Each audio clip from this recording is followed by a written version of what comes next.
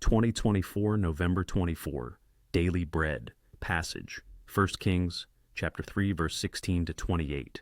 Key verse, verse 28, title, Solomon's God-given wisdom. Then 2 prostitutes came to the king and stood before him. The one woman said, "O my lord, this woman and I live in the same house, and I gave birth to a child while she was in the house. Then on the 3rd day after I gave birth, this woman also gave birth, and we were alone.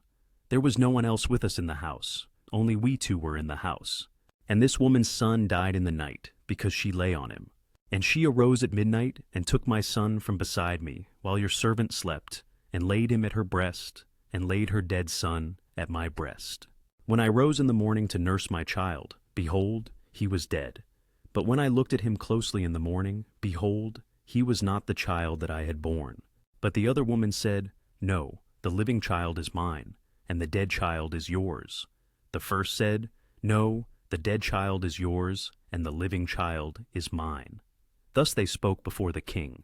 Then the king said, The one says, This is my son that is alive, and your son is dead.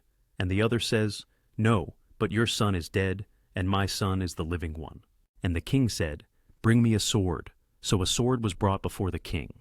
And the king said, Divide the living child in 2, and give half to the one and half to the other. Then the woman whose son was alive said to the king, because her heart yearned for her son, O my lord, give her the living child, and by no means put him to death. But the other said, He shall be neither mine nor yours. Divide him. Then the king answered and said, Give the living child to the first woman, and by no means put him to death. She is his mother. And all Israel heard of the judgment that the king had rendered, and they stood in awe of the king, because they perceived that the wisdom of God was in him to do justice. Daily Bread Message. 2 prostitutes who lived together came to Solomon with an unsolvable dilemma. Both women had babies at about the same time. During the night, one of the women laid on her baby and suffocated it.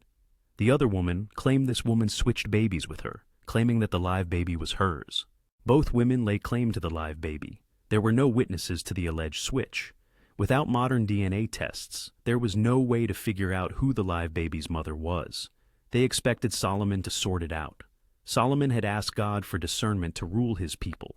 He needed God's wisdom to deal with this situation. After all, Solomon couldn't tell which woman was lying.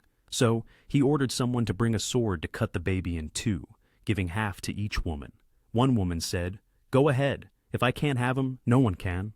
The other woman said, No, don't kill the baby. Give her to the other woman. So Solomon knew the second woman was the true mother. He ordered the live, whole baby be given to the second woman. Prayer. Father, thank you for giving wisdom to those who ask you. Please give us wisdom and discernment to see and carry out your work. One word. God gives wisdom and discernment.